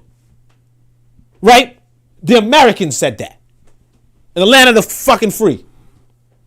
And yet, here we are with these people in charge of the military. With the South African loyalists. It's not even about whether they're South African or not. They are white people in charge of a black military. And then what they do within a year, they bomb the black military. Now he's going to say they're taking up their weapons and bombing their barracks. Come on. Good amount of those weapons, they bombed them. They went to KG6, another military base. They tried to bomb military equipment there, and they tried to do the same thing at Krembon Barracks. Now, and then while they're doing that, they went to bomb ZANU-PF headquarters trying to kill Robert Mugabe and his entire cabinet. These were whites in the system who we left there. Are you saying it's white South Africans or just the white? It was white South Africans and Rhodesians, white Englishmen. Okay. Immediately when all this happened, what would happen is that the moment that they were caught, they'll be put into prison. The people who'd be investigating them are white officers, white detectives. Guess what would happen in 2-3 days' time? South Africa would send a private jet. It would land. This guy would say, "I'm taking the prisoners for interrogation," and then they'll take the prisoners, and then they take both the investigator and the whites into South Africa. And in South Africa, they came in here. They went into intelligence, and they went straight into the the army. What am I trying to say to you? I'm trying to say to you, you have still got the reconciliation that Zimbabwe did at the beginning here in South Africa. In your army, these people exist. In your Air Force, these people exist. In ESCOM, they're the one running ESCOM. They're destroying these things. So ask yourself, what are they going to start doing one day? But you still want us to vote for the ANC, though. No. If you don't vote for the ANC, who else are you going to vote for? For the same people who destroy your ANC? Now hear this. You see this? See, this is the issue right here. He's like, see, Penio is like, but you want us to still vote for the ANC? But you still want us to vote for the ANC. And so what he's going to outline is this. There are two major political parties in South Africa. Now peep this. There's the DA and the ANC. DA is the Democratic Alliance. It is the apartheid people, essentially. And so what he's saying is this, that the apartheid people are half the government. Therefore, or apartheid people are a major party. Therefore, do not divide the black vote. Vote for the ANC so that you do not have the DA helping out. Now, I was just doing some exercise. Here's the thing I want you to realize. You have the fucking apartheid government. Where is the lesson here? Where is the lesson here in the sense of you still have these people in support of the apartheid system and you are complaining about whether or not we have this. What you have to be concerned about is getting rid of the people who are still in charge of the apartheid system. Because every other people would say, oh, well, you know what? These motherfuckers can't vote. What the fuck are you talking about? We're going to divide the black vote so that the black vote could go between these sort of policies that we want. But these other motherfuckers cannot vote.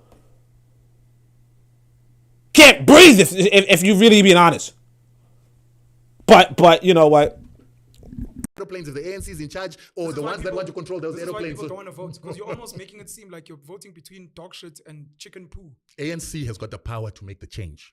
But they're not. So 30 years later. Had they learned the lesson from Zimbabwe? But they haven't. No, hold on. Had they learned the lesson from Zimbabwe, at ESCOM they would have known that we cannot have the enemy. And remember, the enemy you have here is a criminal enemy. They are like Nazis who were left in power.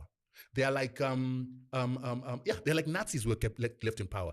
If you remember, to rebuild Germany, they had to arrest the Nazis and the criminals of the Nazi empire to restart and the rebuilding of Germany. They didn't reconcile with them. Sure. That's what should happen in South Africa. People believe in Ubuntu. You can't believe in Ubuntu with a criminal. These criminals are criminals against humanity, the highest form of criminality. You've allowed them to control the media and to control your minds. But in Germany, they immediately criminalized Nazis. And if any Nazi went on radio and tried to advance Nazi propaganda, they would be arrested today in Germany. They'll be arrested in Israel. Why are you allowing Nazis, apartheid criminals, apartheid apologists, to be the ones who run your radios, your television stations? Why haven't you criminalized them? Because if you don't, they will perpetuate their crimes against humanity through the system. That's why they removed the Nazis. That's why they killed them. That's why they hung them. That's why they took the... Now, you see, you got to pay attention to this. Basically, he's saying the DA, Democratic Alliance, are the motherfucking Nazis, are the apartheid government. And so you vote for the ANC because the ANC... No! If you're telling us that the apartheid government is long and strong, alive and well, right now, is reconciliation and every other people, whether you're Japanese, whether you're German, is like, get the fucking enemies out of there. And every other people, whether you're in Russia, whether you're in America, whether you're in Cuba, whether you're in China, every other people say, hey, look, let's get rid of the enemies. And yet you're telling me that in South Africa, today, the enemy's sitting up there, chilling, right? And the only way to work around this is to make sure you have a big black coalition. Then you're losing me on your own messaging. You're losing me on your own messaging because what you're telling me, I mean, maybe I should just read between the lines. But what we have to understand as a people is one, like what Penn is saying, ANC is unwilling to do what it takes.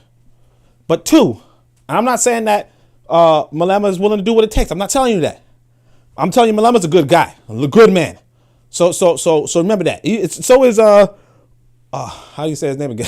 Umzitama. I think that's what it is. I know there's like a click there, right? But so is he, a BLF. Good man.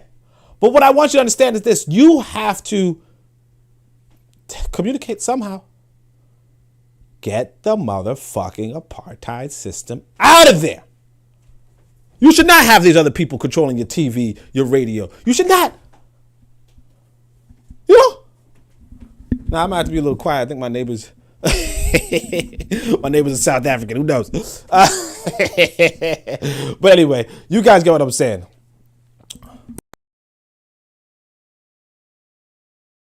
Companies, do you know that Germany today, many people don't know, Germany is a colony of the United States. Why do I say that?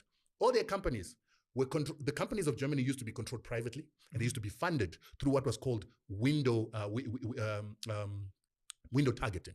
So I want y'all to pay attention to this. But before we keep going, I want to read Ike and Fire. Ike and Fire came through. Shout out to Ike and Fire. Ike and Fire says French tried that in Mali. They bombed the plane last year. I already know. Like again, you're supposed to. You're supposed to. You know, if you are not like nobody is your friend. Nobody is your friend. That's what you got to understand about this world. Nobody, like the world is adversarial, and not because the world is adversarial, but because you have adversarial people in the world. You know what I mean? It's not because the world is that like what I want to say is this. You know, if all right, let's say I go outside. No, let's say this. We all know this. We all go outside and we all have clothes on for the most part, right? Most of us, right? We go outside, we have clothes on. If there's somebody walking around stealing the clothes off of people, you got to change your fucking behavior. You can't just operate like nobody's stealing clothes anymore. You can't just operate like nobody's sneaking up on people and taking their clothes. You have to change your behavior. And that's what happens. You're in a world where some people are just just want the resources for themselves. Some people want to enslave other people. Some people want to shoot first and ask questions later. If that's the reality of the situation, you have to modify your behavior in order to survive as a human group. And we've seen this a lot of times in history, in our story, if you will, but we've seen it a lot. Because if you read the documents, like I said, I have this inside the Book of Power too. But if you read this document, I can't remember the name of it, but it's right during the intermediate period in ancient Kemet, right? They tell you about a time where black folk start going to the farm with weapons. They go to the farm with weapons because what happens is that the society reached social decay. You had invaders, you had foreigners. It reached social decay, and so now they changed their behavior in order to survive better. I think it was the Ipuwer, description of Ipuwer. Let me see if this is it. So maybe, yeah. All right. So look, I'm telling you guys. That's why I tell you. Get out of here and go read the Book of Power. Okay? Get out of here, go read the Book of Power, right? So what we're going to do is we're going to just, a little bit, right? This is it. Description of the first intermediate period of Kemet. This is what the people in ancient Africa are saying. They're saying a man regards his son as an enemy. This is like when we were invaded. The tribes of the desert have become Kemet II everywhere. We were invaded. What the ancestors foretold had arrived at fruition. The land is full of Confederates, and a man goes to plow with his shield. Like basically, again, when shit hits the fan, when things become awry, you are no longer just going to the farm with your hoe. You're no longer going to the farm with your hoe. You're going with a shield too, right? Because people are attacking. When you are in an adversarial situation, you have to adjust your behavior. He says, indeed, hearts are violent, pestilence is everywhere, blood is throughout the land, death is not lacking, and the mummy clot speaks even before one comes near it. Indeed, the land turns round like a potter's wheel, the robber is a possessor of riches, and a rich man has become a plunderer. Barbarians from abroad have come to Kemet. Boys and ladies and gentlemen, barbarians from abroad have come to Africa.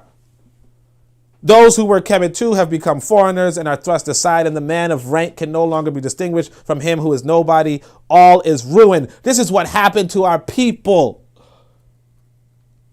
4,000 years ago. Right? No, freaking longer. 6,000 years ago. They documented it. They said, hey, look, the foreigners came and they fucked it up. This is another translation, if you want to read it. So it has come to this, a man must go to plowing armed with a shield. So it has come to this, faces are grim, the archer's bow is ready, for crime is everywhere. Yesterday's man is no more. Behold, the pillager is at every place. So it has come to this, the Nile laps its banks, yet no one plows. Each one says, we do not know what has befallen the entire country. So it has come to this, the women are sterile. None conceive anymore, and Kum creates no more because of the state of the country. So it has come to this, destitute men have grown rich. He who could not cobble a pair of sandals for himself now owns heaps. The productive man no longer. It's the thief. That's who it is. So it's come to this, lots of corpses are thrown into the river. The flood is at Perkad, now the Perba is esteemed. So it's come to this, the rich lament, the poor exult. Each town says, let us expel the mighty from among us. So it has come to this, the people are like the ibis, and garbage is strewn across the country. No one wears clean cloths in these times. So it has come to this, the country spins like a potter's wheel. The thief owns treasure. So it has come to this, the river is blood. Whoever drinks it throws it up, for the blood comes from the men, and the thirsty need water. I tell you guys, go and read the Book of Power. Make sure you do. But this is how it is. This is how it was. This is how it was. This is how it. I'm disappointed. Like I said, like one of the things I want for the Book of Power is for it to come into the hands of people who can make changes. And what I want you to understand is that you're one of those people who can make a change. But anyway, let's go back to Iconfire's comment. He says, some South African people, they like the DA, I mean black people. Yeah, freaking idiots. Iconfire says, Christianity has degraded South Africans' love for blackness. That's it. Yeah, Christianity is one of those imperialistic belief systems Just like, because what happens is this guy is going to go against Judaism and all that kind of stuff. And it's like, yeah, Judaism is imperialistic, Christianity is imperialistic, and Islam is imperialistic. Abraham was an imperialist. Okay, he was a foreigner who invaded another land and took it over through violence and conquest and group solidarity, of course, but group solidarity and bigotry and race, like all that kind of stuff. He did that. That's who he was. And what it tells you is that you must have a shield. You can't go to the farm without a shield anymore. And that shield is not just your African consciousness, but it is part of your African consciousness. It is partly your African consciousness, but you actually do need a motherfucking shield. You do need a gun. You do need a tank. You do need a nuke. You do need weaponry. Okay? You do. Not because it's a good thing for this world, but because you're dealing with a bunch of bad people. Let's continue reading. Otherwise, he's going to talk about window targeting. Window targeting is a really important subject because he's saying this is how they developed Germany. This is how they developed Japan. This is how they were developing in Zimbabwe. This is how you develop as a people. You have the government target good individuals so that the economy can benefit and expand. And that's what it is. I want you to pay attention to this.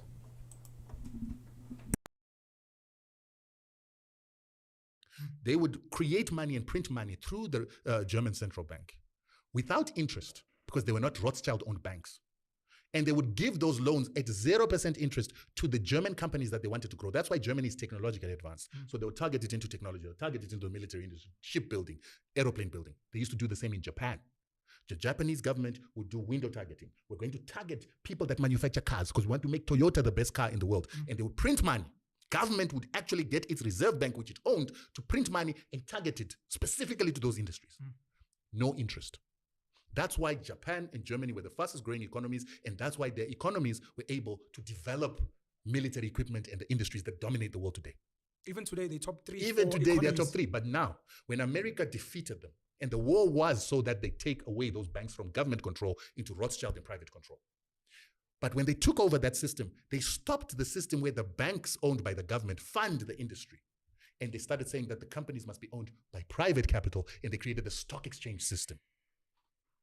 Stock exchange, let me jump in there. So they created this, let me finish. Sure. So they created the stock exchange system to allow private capital from outside Germany to control German industry. Yeah. And guess who's the biggest funders of German industry? America and the British.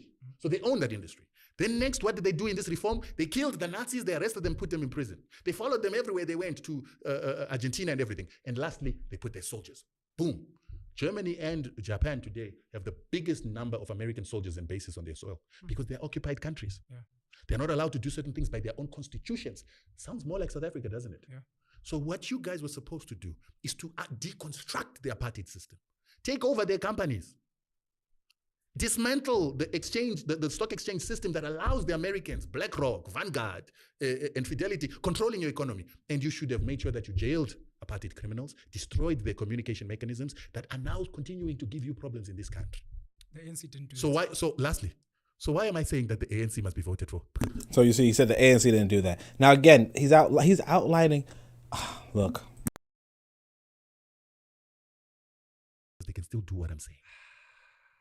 For their own survival, they can still do what I'm saying. So you speak about stock exchanges. Sorry, that was, I think that's all I said I was going to do. Let me see, because I was like, he's changing the subject, and I thought this was enough. Let me see. So right now, what he's going to do is he's going to go in on the 5520 is what I said I was going to stop at. Because I was like, that's the end of the subject. I did listen further. Right now, he's going to start talking about Jews. And the thing is this, like I said, I'm not going to fault anybody for looking out for their own self-interest. I'm not going to fault anybody for looking to profit more. You're supposed to look to profit more. You're supposed to look out for your own self-interest. If these people are a religious group that feels like they want to be top, like they want to rule nations, like what's the problem for me? You know, that's what they want to do. You should want to rule nations. You should not want to be ruled by other people. I can't fault them for it. So you guys could listen to him say how bad these groups are because they are looking to run shit, not be on the bottom, but be on the top. I want to tell you something. You want to be on the top regardless. If you're not seeking to be on the top, then what are you seeking to do?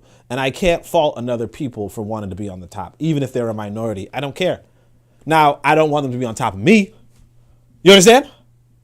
I don't want anybody to be on top of me. But again, I can't fault somebody I can't even fault somebody if they want to be on top of me. You know what I'm saying? I can't. Because the reality is this: two men walk into a room. I want you to understand that two men walk into a room on a biological level. Now, you could be of the mindset, you could be a black supremacist or a white supremacist, and be of the mindset that two men walk into a room and one of them is dominant just by virtue of race, right? You could be of that mindset, and that's not a bad mindset to have, right? And if you have that mindset, then obviously you'd understand why one person would want to be on charge of the other person, right? Notwithstanding that, if you go by a realistic perspective of maybe one man and another man, neither of them are better than the other based off of their racial background, right? Or even if you had two black men walk into a room, both of them are on the same level on a biological standpoint. If you could say, oh, well, my family's better, my ethnic group's better, well, you could do whatever you want. But let's just say if you didn't go, if you just went by, the two of them are equals, right? On a biological sense, right? The reality is this. If one of them wants to be on top of the other one, and I don't mean none of that homo shit, get that fish mindset out of your head, right? But if one of them wants to be over, and one of them wants to be over, you can't fault them. You understand? You can't fault them. If you want to be over, then you can't fault them. If one of them wants to take the lead, one of them wants to be in command, one of them wants to be in charge, one of them wants to send the other one out to fight. What are you worrying about? One of them has to. I mean, sure, you could be like both of them sit on the throne. Okay, sure. You could have a system where two people sit on the throne. You could have a system where 3 people, 5 people, 20,000 people sit on the throne, right? It starts making sense. It starts making sense. What happens is this: the reality is that you want a centralized system, okay? For a particular reason, and I outline it in the Book of Power. But there's one chapter where we talk about centralized system versus decentralized systems, and the reality of you want somebody in a position, right, to lead. You want somebody in the capacity to lead. We were talking about this earlier when we were talking about who should lead between men and women, and I said, well, look, men go out and they do the risk. In fact, I could actually read it on Discord. Well, it's not the same as the live video, so you guys make sure you check out the live video, play it, send it around or whatever. But I think I write about this question. I say something along the lines of leadership means going out front and facing the threats first, or making the call to avoid the threat. If 2 people walk in front, then the physically weaker one will be picked off, or the physically stronger one may not make the call. You understand? Male leadership is about protecting women. But then, of course, I say, well, I think eventually I go into, granted, right? I said leading isn't just about, no, so basically one of the brothers from Discord says, the man from Luvumba, he says, some men cannot lead and many men cannot evolve into true leaders. Same goes for blacks, blah, blah, blah, blah. So I say, look, leading is just about taking the front line. The person on the front line leads the initiative. The person taking the risk, really. Then I say, but look, let's grant something. Granted, a general or a king wouldn't be on the front line.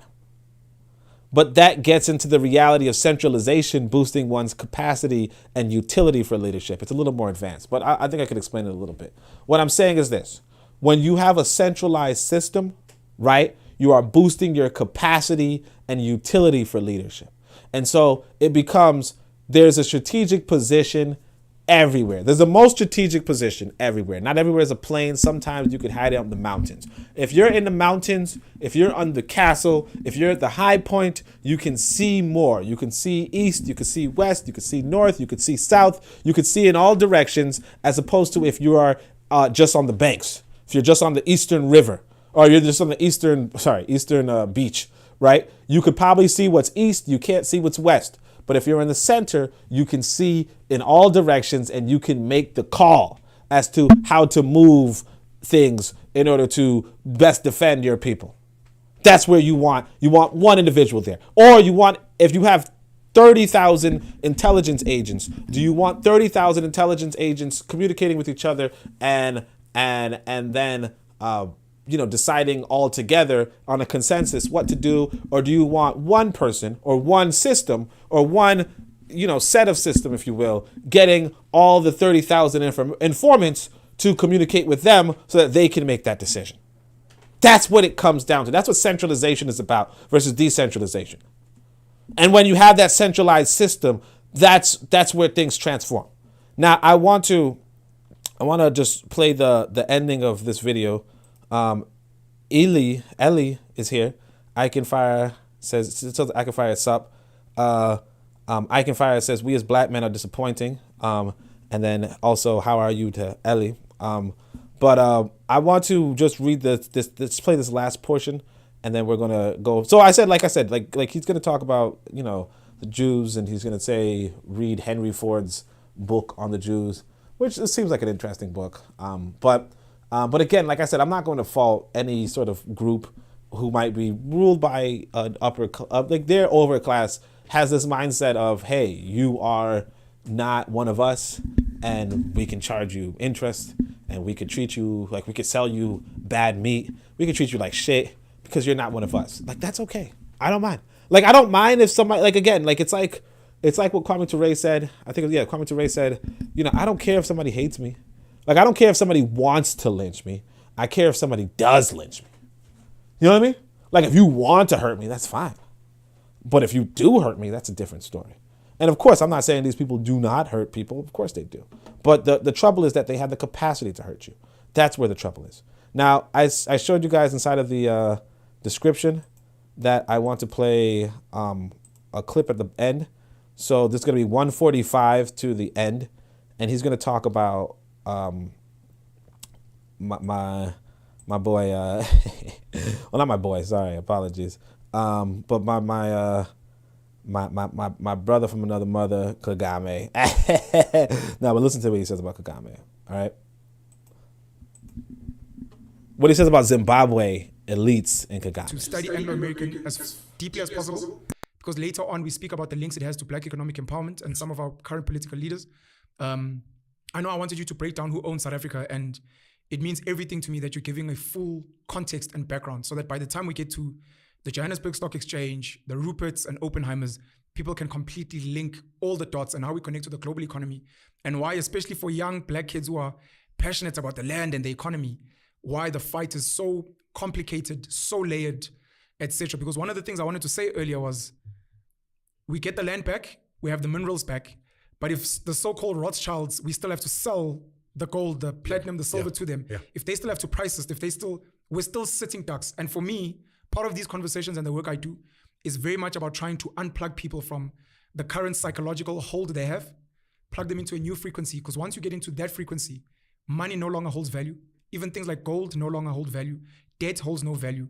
And you go back to nature, land, real resources, animals, and you own yourself and you become the god of your life. And the only way they can stop you, which they do, is through death, and then starting a new psychological plan of how to get you to plug into their systems, which keep them rich and keep you and your people poor. And I like what you said. Now, see, I'm not going to necessarily agree with what Penn said, but we're going to keep going just to listen to what this guy says about what Rutendo. I should respect people by using their names, okay? But what Rutendo says about Kagame. Because as Africans, we need to get to a point where sometimes we decide that give me freedom or give me death. The problem is we want to live even under bondage. Yeah. We gotta stop being afraid of dying and be prepared to be killed for what is ours and principle in order for us to live better lives or to die better. And then lastly, I want to say this. I hope one thing that is happening between you and me is that we understand that sometimes we've got to make enemies. We've got to make friends, even with our enemies, for the greater good, or for the greater collective good. Yeah. So we might, like now, we are in a team. And in this team, we've got people we detest. Wait, hold on a second. So I do want to point out, at one point in the lecture, just right before I, the part I skipped, I believe, or maybe even before, the part that's the part I skipped both times, right? They talk about what Mao says. Mao Zedong, so he's this revolutionary in China, right? And what Mao is saying is you have to focus on the fundamental struggle. And Mao is outlining that there's an adversarial group out there. People form teams, people form coalitions, and you have to be fundamental about your racial struggle. Now, I don't know if this is what Mao is saying, but it's possible that this is what Mao is saying, that, hey, look, we're fucking Chinese people at the end of the day. If Mao's not saying that, this is what Rutendo is saying. There's a fundamental struggle of blacks versus whites. Okay? Or Mao would say the Chinese versus the whites, right? Or basically there are these motherfucking descendants of Neanderthals, let's say it, right? Or part descendants of Neanderthals who are just the same as the fucking Neanderthals. Predators from jump, right? Super fucking predators, right? And what you have to do what you have to do about that. You have to do something about that. There's the fundamental struggle about your humanity is at stake because, again, check the fucking record. They slaughtered the Native Americans. Oh, sorry, I shouldn't even say the Native Americans. They slaughtered the Americans. Okay? Completely fucking replaced them. Completely fucking replaced them. Okay? I want you to grasp that. I want you to have just a moment to yourself about how you are on the land of another people who were just entirely slaughtered. If you're in America, you are on the land of a different people who were entirely wiped out. I want just a moment. And then they slaughtered the Australian. You understand? Now the Chinese, like Rutendo's going to tell you during this video that the Chinese were the richest people on the planet at one point, or during the so he's like Denmark was the richest in Europe, but the Chinese were the richest, and then the Indians were the second richest. So they did not slaughter the Asians, they did not slaughter the Indians. They were coming close to slaughtering the Africans, but they slaughtered the Australians and they slaughtered the Americans, these Europeans, these super fucking predators. Okay? And if you don't grasp that fundamental struggle, if you don't grasp that, hey, you have to start walking outside with a shield. If you do not grasp that, you are going to be fucked. So what he's going to tell you is going to be like, well, like Mao said, it's a fundamental struggle. I'm just going to give you a backdrop of what that fundamental struggle is. Even though it's like, hey, you know what? My identity is more than me dealing with these super predators. Yeah, of course it is. Of course it is. But do not forget that there are super predators who wiped out 2 continents. And if you really pay attention, they have the weaponry and the arsenal to wipe out more. Yeah. Some people detest the ANC, but we have to keep the team together. And sometimes we're going to have to support a team player that we don't like for the sake of the team. And I'll give you a perfect example. So I say to you that I would stop speaking about Kagame if I got an instruction from home. And what is interesting is I got a phone call from home. And the phone call This is a real thing. Oh, yes, it's a real thing. You see? So this is pretty interesting. So I guess, I don't know if he said, because see, right here, there's another episode. Oh, I guess you guys can't see it. Yeah, Penuel, Black 10, 2 months ago, there was, I don't know if that's what he's talking about. I guess they have several conversations, if you guys see, what is a terrorist and America's biggest weapon, blah, blah, blah. So he's saying, I don't know if he's referencing, if he's doing you, general, or you in particular, but he's like, hey, I would stop talking about Kagame if I got a phone call from home, or if somebody from home told me to stop. And so somebody does call him and say, cut that shit out. I want y'all to peep that. That's, like, again, what he's doing, he's getting the attention of the elites. That's a good thing. That's a good thing. From certain leaders, From the top. Jesus. Let's put it like that. Okay. And they say, listen, you need to understand this. We appreciate the work that you do. You talk about Zimbabwe, you're growing Zimbabwe, but understand that Kagame is a strategic ally right now, a very important ally. And because he is an important ally, we would like to ask for you to tone down on the criticism. Sure. You know how I feel about Kagame. But if my country feels that it is a strategic alliance with Kagame that they have to protect, I have to stop what I'm doing because I'm a team player. For the greater good. For the greater good. Yeah. And hopefully, my government can also start talking to their ally to say, for us to build an Africa is the team. can you start changing things here, here, here, here? Sure. And if Kagame listens, then we have a better African team that can play better. So I will stop attacking Kagame for the benefit and the sake of the team, the smaller team, with the hope that the smaller team and Kagame can help us to build the bigger team. You and I are becoming, not politicians, but we're moving up to the highest levels of power and influence. And unfortunately, these become some of the compromises. It's a beautiful thing, but as long as, to what you were saying, when you quoted Andile Mngitama, as long as we keep our eye on the fundamental struggle and we keep fighting for that and not the petty struggles, Absolutely. I think we're going to get somewhere. Yep. Rutendo, thank you so much. We've got to stop being about ego, and we've got to make it about the greater good. Boom. Cheers, man. All right. So anyway, that was the program for today. So let's just wrap it up. Appreciate everybody for coming through in the chat. If you guys have any comments, let me know. I Can Fire said he said Paul Kagame started Rwanda killing. Said he shot the plane down. Damn. Right? Damn. China for China, China for Chinese. Chinese for China, China for Chinese, and the Caribbean. I hope not the Caribbean, right? But yeah, Pan-African Multi-Nationalist, Warship, that was today's episode.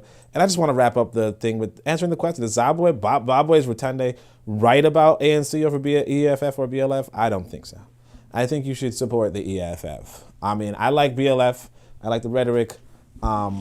But I think you support EFF because Malema seems like he is qualified to run even the entirety of Africa, if not with Kagame. You know what I mean? But that's about it. Like, that's about it. You know, what his summary was this, that the apartheid government is still active and out there. You guys could read the apartheid speech.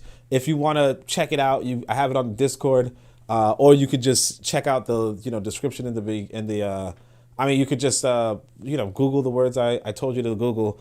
But other than that, I appreciate everybody coming through. Kofi says good stream as usual. I appreciate the compliment. But until next time, I guess all I could say is the usual. Shamiam Hotep, Anku Ja Seneb Neb, Amen Ma'at, Dua Netcher.